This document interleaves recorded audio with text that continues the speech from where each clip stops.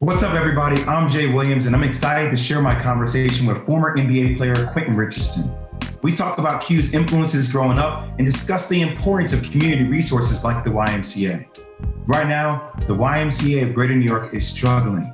Your donation can help the Y continue to positively impact the lives of kids across the city. Please join us. We need your help. Q Rich, man, it's been a long time since I kicked it with you. These remind me of the Tim Grover days back in Chi. Yes, sir, man. Good to hang out.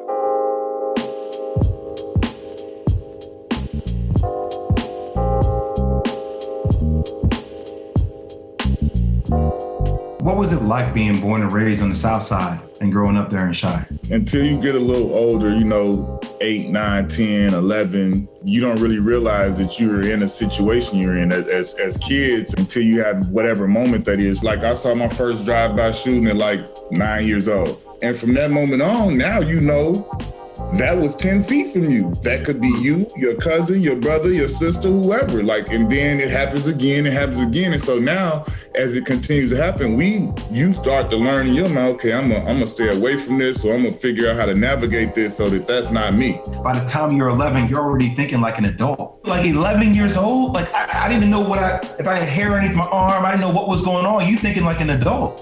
When you're going through those really tough moments, and I'd be curious what those moments were, did you have somebody that helped you think differently about where you wanted to go and help you see things differently? In those moments, nobody was presently there with me, but my dad. He was here.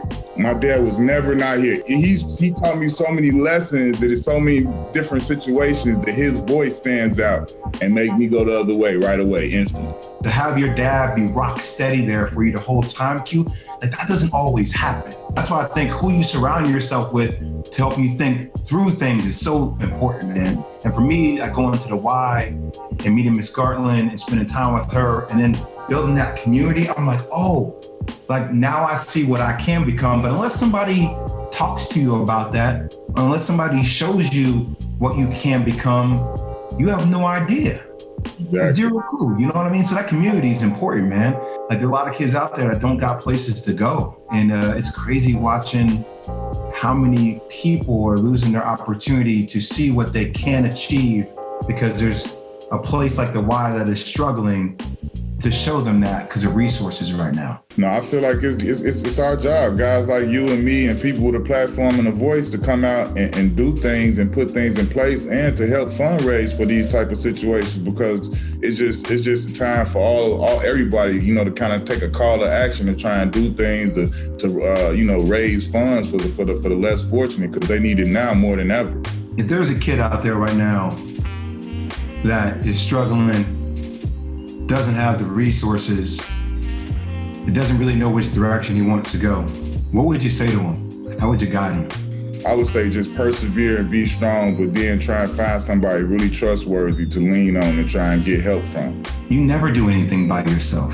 At all, ever. Never. That community that you have around you, man, that can lift you or that can break you. Everybody that's impacted me in the way that they've helped me, I feel it's my duty and it's my job, not only for my kids, but any kids that I come in contact with and anybody that I can impact and try and help. That's why I think the Y is so important. It's like an anchor to remind you where you need to continue to push to go.